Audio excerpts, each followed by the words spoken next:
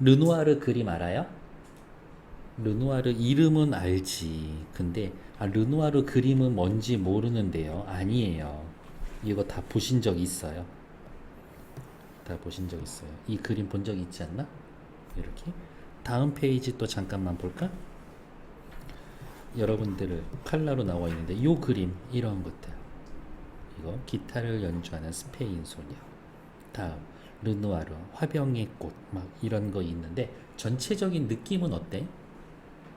그냥 이 그림 그린 작가 자체가 나 되게 긍정적이고 낙천적이고 나 인생 너무 즐거워 이런 화가일 것 같지 않아? 이렇게 막 뭉크의 졸교 이런 그림 그런 거에 비하면 그렇잖아요. 인생 너무 즐겁지 않니? 라는 사람인 것 같아. 그림만 봐도 난 그게 느껴지는 것 같은데 너무 강요하고 있나? 르누아르 삶의 기쁨을 노래하다. 좋아하는 그림이 있는가? 패스. 밑에 화가 르누아르의 작품 세계를 오케이 설명한 글이다. 설명문이래요.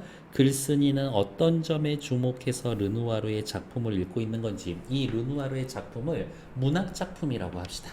문학 작품은 접근할 때 어떻게 해요? 작가와 연결시키거나 독자와 연결시키거나 시대 상황과 연결시키거나 아니면 그 작품 자체만 보거나 이건데 미리 말씀을 드리면 르누아르라고 하는 작가와 작품을 중심으로 해서 해설을 해줄 거예요. 옆에 제재 안내 볼게요. 19세기 프랑스의 대표적인 인상주의 화가 르누아르. 우리 요 정도는 상식으로 외워둡시다. 인상주의. 삶과 그림에 대해 설명한 글입니다. 르누아르의 여러 작품을 사례로 들어서 그의 낙관적인 예술 철학을 구체화하고 있다. 인생은 즐거워 아저씨야. 예술가의 삶과 작품의 관계를 설명함으로써 독자가 인생을 대하는 자세와 예술의 효용, 예술 그거 어디다 써먹습니까? 에 대해 생각해 봅시다. 밑에 요 정도는 배우고 갈게요. 첫 번째, 인상주의. 공상적인 표현 기법을 포함한 모든 전통적인 회화 수법을 거부하고 이 시절의 전통적인 건 사실주의, 재현 중심을 거부하고 색채, 색조, 질감 자체에 관심을 둡니다.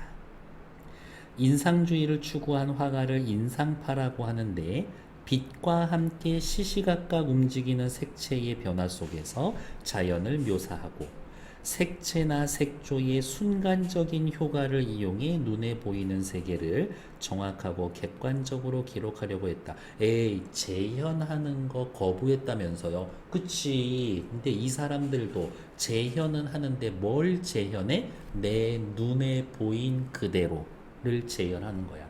네 눈에 보이는 거랑 내 눈에 보이는 거랑 다르니까. 이런 식으로. 이제 왼쪽으로 넘어올게요. 한 가지 팁 아닌 팁을 알려드리면 인상주의 화가 전시회를 가면 그림을 멀리서 봐야 돼. 가까이서 보면 안 돼요. 이렇게. 그들이 써놓은 색이 내 뇌에서 합쳐지게 만들어야 되거든. 19세기 중후반 프랑스에서는 엄격한 고전적인 규율을 요구하는 사실주의 화풍에 그러면 이렇게 체크할까? 19세기 중후반 프랑스 고전적 엄격한 규율 사실주의 화풍에 아카데미즘 야 예술이란 이래야 돼. 뭐를 그려야 되고 구도는 이렇고 자세는 이래야 돼. 그림 그리는데 공식을 만들던 아저씨들이야. 아카데미즘에서 벗어나 한층 더 자유로운 표현을 찾는 미술 운동이 일어났는데 그 중 하나가 인상주의다. 인상주의 체크. 인상주의는 따지면 누구와 반발했다? 사실주의와 반발했다. 아카데미즘과 반발했다. 대표적인 인상주의 화가로는 피사로, 모네, 드가, 시슬레 그리고 르누아르가 있다. 르누아르는 나 이제 르누아르에 대해서 이야기할 거거든. 르누아르는 1841년에서 1919 3.1운동 있을 때 일어날 때 죽었네. 본 차이나로 유명한 프랑스 리모주의 가난한 집안 출신. 리모주 자기화공, 도자기에 그림 그리는 걸로 그림에 입문한 이후 평생 소박하고 성실한 장인 장신으로 작업에 임했고 오히려 오로지 회화의 본질에 충실하고자 했습니다. 르누아르의 출생, 그림에 입문하게 된 계기, 작업에 임하는 자세. 나이 40세가 넘어서 명성을 얻었고 경제적 여유가 생긴 후에도 그는 규칙되고 정돈된 삶을 살았습니다. 졸부처럼 행동하지 않았어. 카페, 공원, 거실, 무도회장 등 골목길에서 마주칠 것 같은 이제 체크. 일상 사람들의 모습을 화폭에 담아냈습니다. 신화나 영웅, 귀족들의 모습을 그리지 않았어. 밑에 프랑스의 대표적인 화가 인상주의 화가 르누아르. 인상주의란 뭔지, 출생, 그림에 입문한 계기, 작업 태도, 작품의 특징 등이 나타나 있습니다. 밑으로 내려오죠. 자, 내려가기 전에 오른쪽 위에 잠깐만 다시 볼게요. 이 글은 어떻게 한다 그랬지? 여러 작품을 사례로 든다라고 그랬죠. 한 3가지 그림을 사례로 들어주겠지. 첫 번째, 피아노 치는 두 소녀는 프랑스 정부에서 파리 룩셈부르크 미술관에 전시회하기 위해 의뢰한 작품. 우와, 정부에서 의뢰를 받았어. 잘 나갔어. 미완성작인 이 그림에서 배경에 거친 붓터치, 여백, 전경의 두 소녀를 더욱 돋보이게 해주고 소녀를 돋보이게 화면에 생기를 불어넣어주고 있다. 소녀를 제외한 여기 요 뒷부분 있죠. 얘네들 배경이 거칠게 처리되어 있다라는 거지. 그러다 보니까 상대적으로 선명하게 그린 소녀한테 집중할 수가 있어. 이렇게 느낌이 야, 너 피아노 연습 얼마나 했어? 한번 해봐봐. 2년이 왜 연습 안 한 거야? 하면서 엄한 분위기야? 아니야, 너무 밝고 즐거워 보여. 그냥 여러분들 세뇌시키는 거예요. 제가 지금 다음 페이지 어디가 있냐? 읽다가 말았나? 밑으로 또 내려오죠. 흰 드레스를 입은 긴 머리 소녀는 오른손으로 피아노 건반을 치고 왼손으로 악보를 잡는 데 열중하고 있다. 그녀의 옆에는 오른손으로는 의자 등을 잡고 왼쪽 팔꿈치는 피아노에 기대고 손으로 턱을 괸 채 앞에 소녀와 함께 악보를 보는 갈색 머리의 소녀가 있다. 밑에 뭐라고 나왔어요? 피아노 치는 두 소녀의 그림 설명. 옆에다가 우리 요렇게 쓸 수 있을 것 같은데 묘사. 묘사라는 건 다 알죠. 그러면 요 정도의 말은 어떨까? 미술 이 작품 내에서의 공간이라고 하면 안 되지. 시선의 이동에 따른 묘사가 쓰여져 있습니다. 저는 요 말 한마디 정도 더 추가해 드립니다. 시선의 이동에 따라서 묘사하고 있다. 이 두 소녀의 여기 볼게요. 정답고 사랑스러운 모습은 우리의 마음을 사로잡는다. 배경의 추상적인 붓터치는 여기 어여쁜 소녀들 앞에 펼쳐질 미지의 세계를 향한 순수한 꿈의 선율을 들려주는 듯하다. 방금 이렇게 두 줄로 그어놓은 건 전부 다 뭐예요? 글쓴이의 감상 확인하시면 되겠지. 밑으로 내려오자. 피아노를 치는 두 소녀의 그림의 내용이 있고요. 그림이 주는 인상이라고 대놨는데 옆에다가 괄호 해놓고 요 말 쓸 거예요. 뭐라고? 글쓴이의 주관적인 인상. 이렇게. 밑으로 내려오자. 어머, 또 다른 사례가 나오 있죠. 기타를 연주하는 스페인 소녀. 머리에 붉은색 두건을 두르고 그 위에 검은 모자를 쓴 화려한 투우사 복장을 한 사랑스러운 소녀가 등장한다. 이 소녀는 포동포동한 손으로, 진짜 손 포동포동한가? 기타를 정성스럽게 연주하며 반주에 맞춰 노래를 부르고 있는 모습이다 라고 하면서 여기도 그림을 묘사했습니다. 이 그림 역시 우울한 분위기의 정취가 아니라 우울한 분위기 X, 사랑스러운 소녀가 있을 뿐이고 이 생기 넘치는 소녀의 존재 자체가 생의 예찬이다. 이 소녀 그림을 보면 보는 사람들도 인생은 아름다워 라는 생각을 하게 만든대요. 밝은 색채에서는 삶의 기쁨이, 붉은기가 도는 포동포동한 소녀에게는 싱그러운 젊음이 느껴지면서 삶의 기쁨이 느껴집니다. 싱그러운 젊음이 느껴집니다. 시선을 사로잡더라고요. 여기도 역시 글쓴이의 감상. 설명문인데 감상 들어가도 되나요? 뭐 또 안 될 건 뭐야?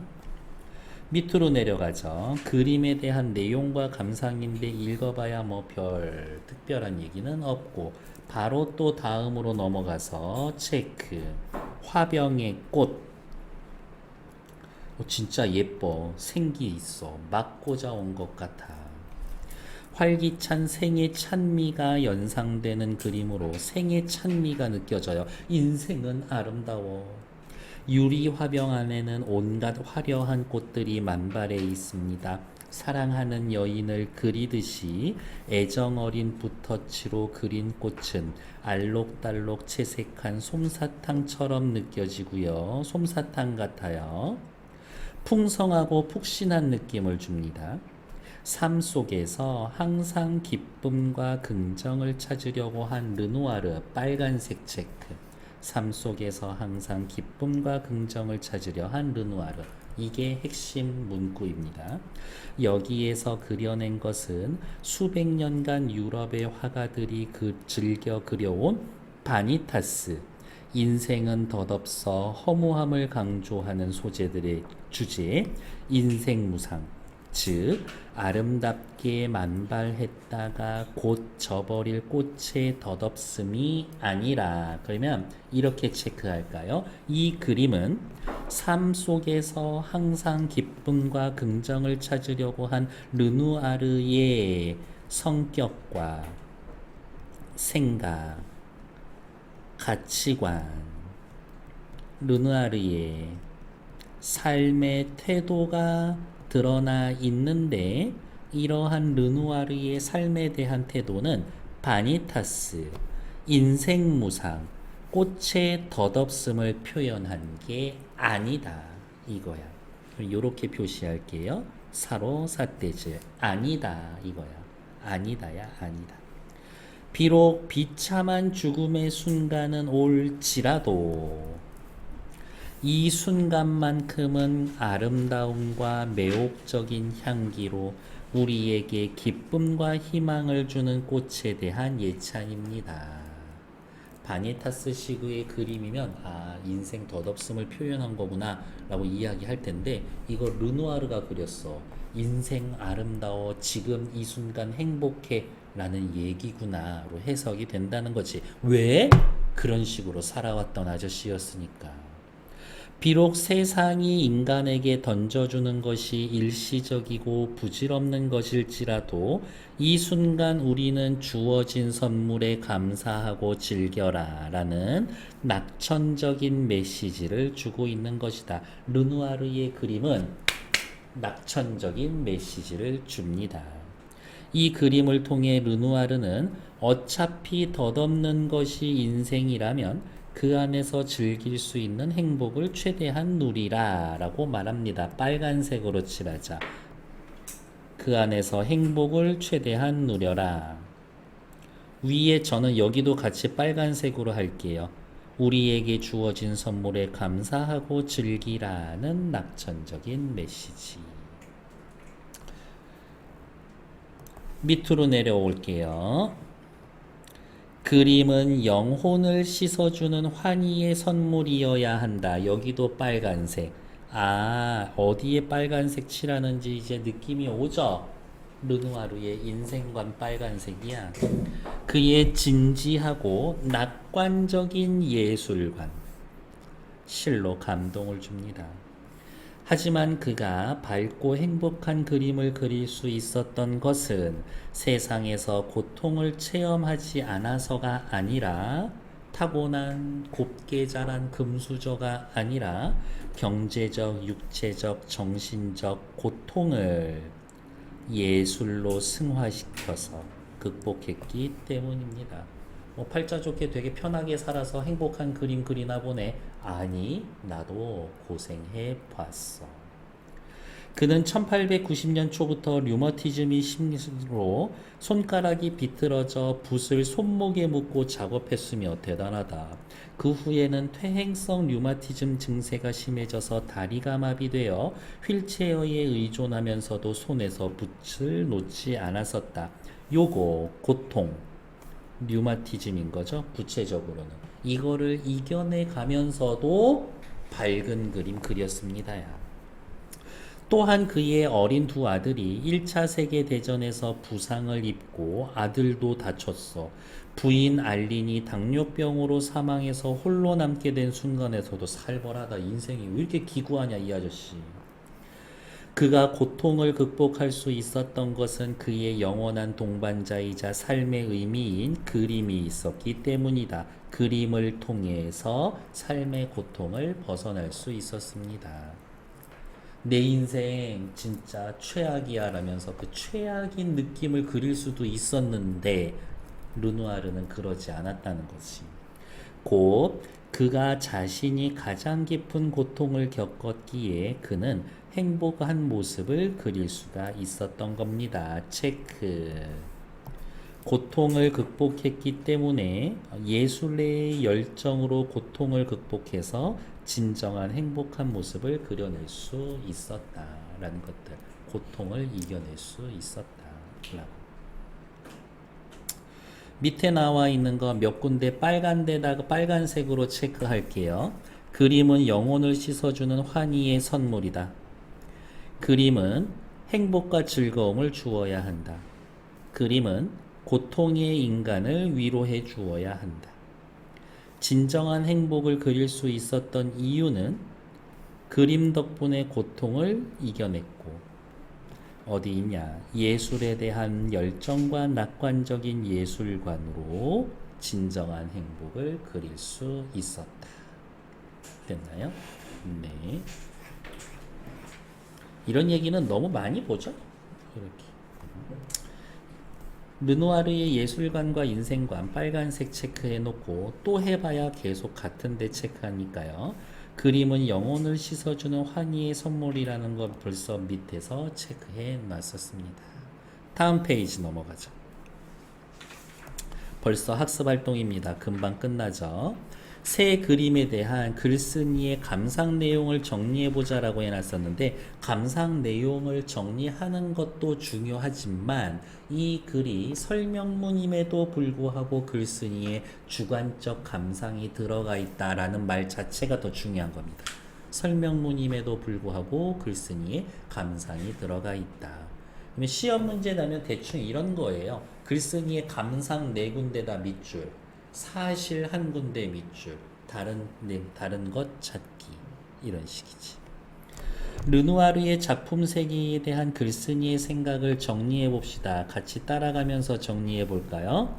일상 사람과 생활을 그렸다. 밝고 행복한 그림을 그렸는데 이유는 자신의 고통을 예술로 승화해서 극복했기 때문입니다. 밑에 나와 있는 간혹 저기 누구야? 김홍도의 그림과 자주 헷갈리는 득신이 형님. 김득신의 그림에서 볼 수 있는 조선 후기 체크할까요? 김득신, 조선 후기, 서민들, 풍속화, 해학적이고 생동감 넘친다. 다양한 삶의 현장을 우리 눈앞에 펼쳐준다. 기본적으로 서민들에 대한 애정이 없다면 나올 수 없는 그림이다. 삶을 사랑하는 르누아르는 그런 그림을 그렸고 서민들의 애정을 느끼는 김득신도 그러한 그림을 그렸고 그러니까 삶을 긍정적으로 그렸고 그 서민들의 삶도 긍정적으로 그렸고 그렇게 확인하시면 되겠네요. 르누아르는 일상생활과 사람들의 모습을 대상으로 삶의 기쁨과 행복이 느껴지는 그림을 그렸죠. 김득신 씨 서민들의 삶을 소재로 노동 현장을 보여주고 평범한 사람들에 대한 애정 어린 시선을 기반했다는 공통점이 있습니다. 그 정도 확인. 다음 페이지. 졸려 죽겠지. 마시고 해. 안 마셔? 요즘 관리 중이야? 다 마셨어? 하나 더 줘? 커피 줘? 커피를 줄까?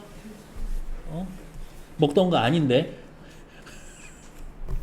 다음 삶에 대한 관점의 차원에서 르누아르와 바니타스 회화, 아까 우리 세모 했었던 거 기억나요? 허무주의적인 아저씨들, 죽음, 고통 이런 거 주로 그렸던 사람들. 바니타스는 꼬불꼬불 밑줄 할게요. 공허, 금방, 지나감, 단명을 뜻하는 라틴어 바누스에서 유래했다. 해골, 모래시계, 악기, 놀이기구, 비눗방울 등 상징적 소재를 통해서 존재와 인생의 덧없음이 주제야. 세월의 무상함을 주제로, 현세적 쾌락의 허무함을 주제로 그림. 유럽 사회를 휩쓸었던 30년 전쟁, 패스트가 창궐하며 야기된 불안을 반영했었다. 30년 전쟁, 패스트 때문에 사람들이 불안해졌고, 이러한 불안한 사람들의 심리를 이러한 주제로 표현했습니다. 아무도 피할 수 없는 세월의 흐름은 정물화를 통해서도 나타나는데, 이 사람들이 그린 정물화는 침식되거나 부패한 것, 먼지, 떨어져 있는 꽃송이, 노래나 연기, 음악과 같이 물질적 실체가 없는 소재들 또한 세월의 무상함을 암시합니다. 정물화를 그려도 그냥 우울한 소재들, 소멸하는 거, 먼지 낀 거, 사라질 것들, 이제 못 쓰는 것들을 대상으로 그림을 그렸대. 왜? 인생이 허무하니까. 체크할게요. 르누아르는 일상적인 걸 소재로 삶의 기쁨과 행복이 느껴지는 그림. 삶의 아름다움 예찬. 삶이 일시적이고 부질없어도 주어진 삶에 감사하고 인생을 즐기라. 얘네는 밑줄. 바니타스는 꼬불꼬불이죠. 바니타스는 인생은 덧없어.